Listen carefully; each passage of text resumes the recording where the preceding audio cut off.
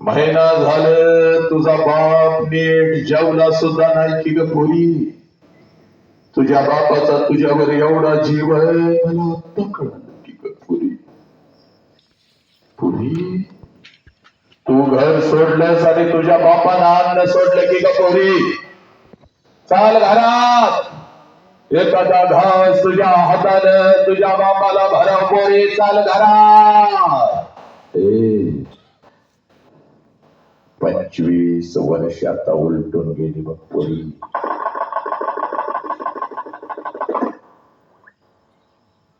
25 वर्ष आता उलटून गेली बघ पोरी. आणि 25 वर्षानंतर जेव्हा मी आता माझ्या माहेरी जाते ना ग हे पोरी. 25 वर्ष आता उलटून गेली बघ पोरी. आणि 25 वर्षानंतर जेव्हा मी आता माझ्या माहेरी जाते ना ग घर तेच आहे. अंगण हे तेच आहे पोरी. घर तेच आहे. अंगण हे तेच आहे.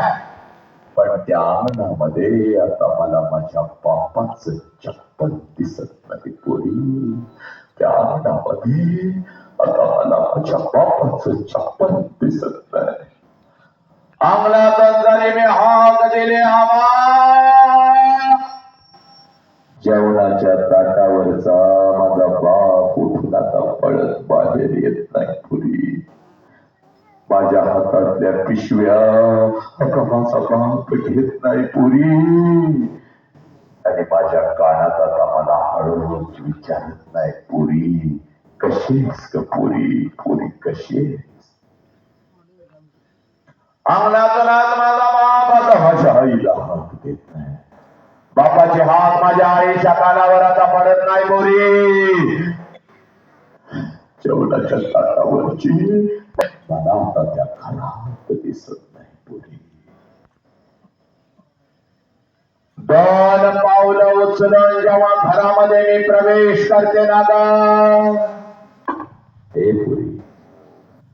2 पावलं उचलून जेव्हा घरामध्ये मी प्रवेश करते भिंतीवरती मला माझ्या बापाचा फोटो दिसतो. आणि काळीच माझं सर्र करत पुरी. काळीच माझं सर्र करत. बाप जिवंत असताना बापाला एखादं नवीन चप्पल आणून त्याच्या पायात घातलं असत तर किती बरं झालं असत.